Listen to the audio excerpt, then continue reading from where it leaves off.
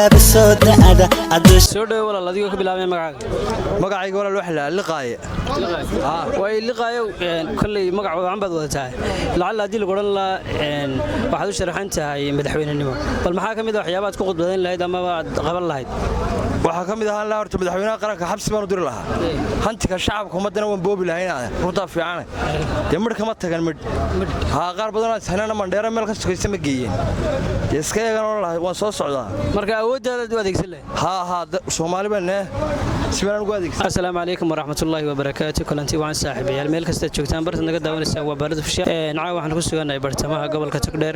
بل إن شاء الله وحنا ويدين دنا سؤال كفتنا أنا لا سعد صاحبي هل نقد هلين عند ما دام مدحوين نقول هذا القسمة ما دام ده واحد سمين لها مقرن هرتدت كي وحنا قبل لها ذلك كان ده دفاع عنها مقرن marka madaxweynaha hadaan waliba dadka dhan ma aha family-geyga waliba ayaan madaxweynaha oo ahaan lahaa marka waxa dad madaxweynaha waxa soo dhaafaan oo waxaan ku hori qof walba xisaas ku falisiye qof walba qofkiisa meel geeyo sama insha Allah ma doon caawina madaxweynaha magacaaway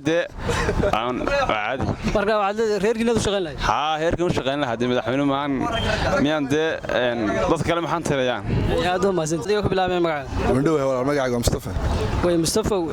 lacala hadii lagu oran la madaxweynaha musharaxa sanadkan u sharaxantahay bal maxaa kamid ah waxyaabaha ballan qaadi lahayd ama baad qaban lahayd ma hadan ku guulaysto wax walba saacad musan gaajo ku dilaad wax kale ma sameeyana aad u maasantiyo ku bilaabay magaca oo ku dhaweey walaal xaladha magacayga Cali Dhiyaaska aan ku magac dheerahay way Cali Dhiyaaska cali lacala hadii lagu oran la shanta sano soo socota madaxweynaha dadka ka noqonaysa bal maxaa kamid ah waxyaabaad qaban lahayd waxyaabahan qaban lahaa waan karin lahaa dalka daan ugu warto madaxweynaha imika xukuumana waan karsan lahaa oo xuri lahaaba muuse ninka tiga 12 ka madnuucayna socdaan waan karsanaya koodhi dalkana de waan boobaya waxba ka reebi maayo hadii leeyo waxa ka reebaa jireedii kale aad u maasantii soo dhaw walaal adiga ka bilaabay magacaygu waa Iftaax Umar way Iftaax Umar lacala hadii lagu oran la 5 sano soo socota adiga madaxweynaha dalka bal maxaa kamid ah waxyaabaad qaban lahayd waxa kamid ah waxyaabahan qaban lahaa horta musabixi baan ku xukumi lahaa xabsidayn waxaan kala qaban lahaa wadanka dhan baan hagaajin lahaa ninkaan xabsidayn aan warigii ka soo bixin baan ku xukumi lahaa sidii dhashiisaba bal way maxaa sababay inaad madaxweynaha aad ku xukunto xabsidayn waxa sababay waxyaalo badan oo nimanka ay ku jirto ayaa sababay waayo wadanka uu kala qaybiyay ayaan ku xukumi lahaa islaawi aad u maasantii adiga ku bilaabay magaca anigu Cabdiraxmaan Yuusuf magaca u dhawahay way Cabdiraxmaan Yuusuf lacala hadii lagu oran la 5 sano soo socda adiga madax dalka u ah bal maxaa kamid ah waxyaabaad qaban lahayd waxa ka iman lahaa waxaan ku hori waxyaalo badan ma qaban lahaa dhalinyarada aad u shaqo gelin lahaa kawdii fakahaysiga ugu canalkaas ka bilaabaa dhalinyarada iyo dadka isku bahaana way isku guurin lahaa siibadii waxaan ku hori dhalinyarada waxaan ku hori meel ay ku qodoosteen aad banyigan kuwana u garab qaban lahaa aad ma soo dhaw adiga ku bilaabay magaca aniga Cawaale leeyahay Cawaale way Cawaale lacala hadii lagu oran la 5 sano soo socda madaxweynaha wadanka u noqonaysa bal maxaa kamid ah waxyaabaad qaban lahayd tameeran dhiqilax tameer aad u badan dadku u baahan yihiin tigaana daashaday tameeran dhiqilax aad u maasantii soo dhaw adiga ku bilaabay magaca wala magacaygu waxa Askari Abdawi way Sakriyo lacala hadii lagu oran la 5 sano soo socota madaxweynaha dalka noqonaysa bal maxaa kamid ah waxyaabaad ku qodbadan lahayd ama baad qaban lahayd dalkeena Soomaaliland hada madaxweynaha ka noqon lahaa inuu iska bilaa Ilaahay ma gurmin lahaa gurga meel shaqo dhigala wala wax kale ma qabteen anigu iyagu baan iska gurgurin lahaa dumarka dhiban iyo ragga dhiban laba isku darra wax kale ma qabteen baan 5 sano ku bilaabay magacaygu Xamse Salmaan Cilmi walaal qaal way Xamse uu su'aal baan ku weydiin doonaa insha Allah 5 sano soo socda lacala hadii lagu oran la madaxweynaha dalkaas maxaad qaban lahayd gobolka ama dalkaba niyorta ku rajaynahay inaan noqdo madaxweynaha soo socda mustaqbalka walaal qaal horta waxaan qaban lahaa waxyaalo badan baan qaban lahaa kamid yihiin wadooyinka ictiraaf raadinta dalka dhaqaalaha sare aan u kicino waxyaalo badan baan qaban lahaa qaadku aan dalka kaba joojirta qaadkan oo laba haray balwada iskuuladan ardayda bilaash uga dhigo jaamacadaha aan free ka dhigo ciidamada qaranka mushaharkii darajooyinka laba waxyaalo badan baan qaban lahaa kawdhiyo waa sidaa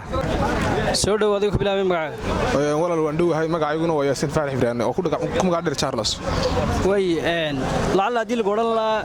5 sano soo socota madaxweyne dalka noqonaysa bal maxaa kamid ah waxyaabaad qaban lahayd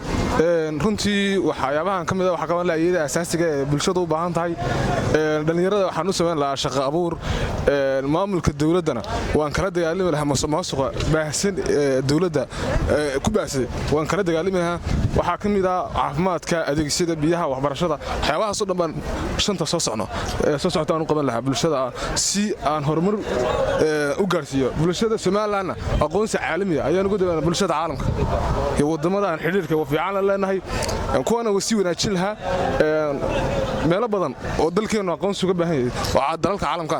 si wanaagsan bayaan xiriir fiican u la sameeyay intaas anigu wax qabadkayga shanta soo socno aad oo baasidisa soo dhow walaal adiga ku bilaabay magacaaga waan dhowahay walaal magacayguna Cabdikhaalid Maxamed Yunis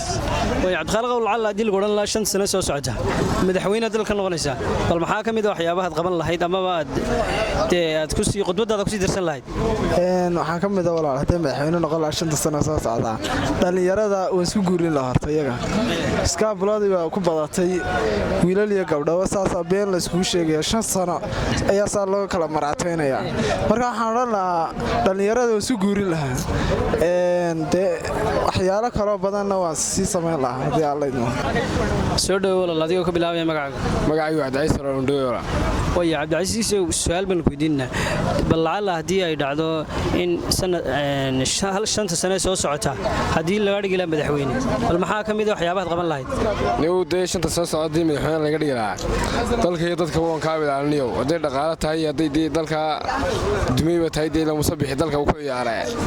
afku tagaya meel buu soo xidhay qolba hoos ka xidhay dalka dadkaas aan fiilaabaan ku leeyahay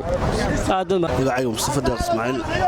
way Mustafa lacala hadii lagu oran lahaa 5 sano soo socota madaxweyne dalka noqonaysa bal maxaa kamid ah waxyaabaha qaban lahayd wadooyinka burbursan dhalinyarada shaqooyin buu sameyn lahaa tawaanka okay aad ma san soo dhow walaal adiga ku bilaabay magacaaga Cabdisaaq Sheey way Cabdisaaq lacala hadii lagu oran lahaa 5 sano soo socota madaxweyne dalka noqonaysa bal maxaa kamid ah waxyaabaha qaban lahayd ama qodbadaada ku sii darsan lahayd laakiin wallahi aan run baa la sheegaa mid ma qabteen isku labarogla sidii Muuse bixi dalka u qabsaday maba casheenba maba qabsadeenba wallahi inaan cidna wuxuu ogolaadeenba ana isku labarogla magaalada aad ma san soo dhow walaal adiga ku bilaabay magacaaga Cabdi Cali baa la dhahaa way Cabdi Cali lacala hadii lagu oran lahaa 5 sano soo socota madaxweyne dalka noqonaysa bal maxaa kamid ah waxyaabaha qodbada ku darsan lahayd ama baad qaban lahayd waxaan qaban lahaa dhalinyarta marka koobaad amal baan u sameyn lahayn midda koobaad dhalinyartan gidaarada wada fadhida ayaa amal sameyn lahayn marka labaadna dadka waayeelka ee madaxtooyada iyo waxa duuniya xilka oo kama nooc lahaa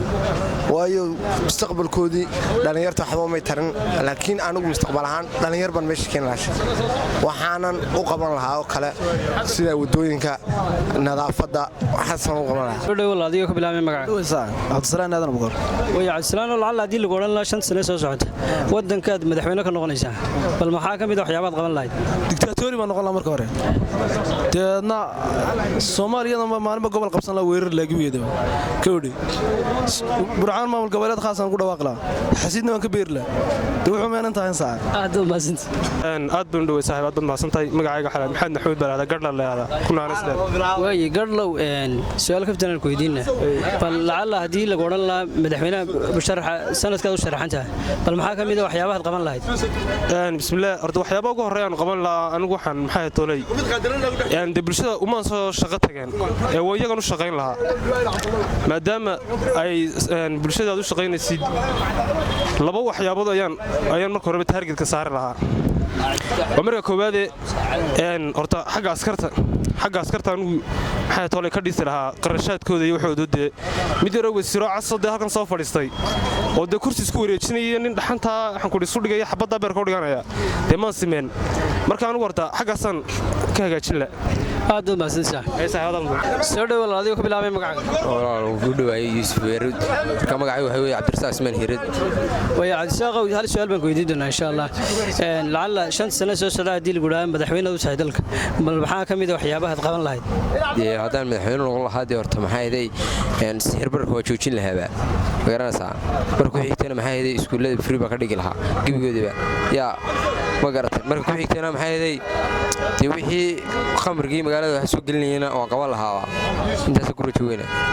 aad u mahadsantahay ku bilaabay magacaaga walaal magacaaga Cabdiraxiin Salmaan Cilmi balaha way Cabdiraxiin oo lacala hadii lagu oran lahaa 5 sano soo socota madaxweyne dalka noqonaysa bal maxaa kamid ah waxyaabaha qaban lahayd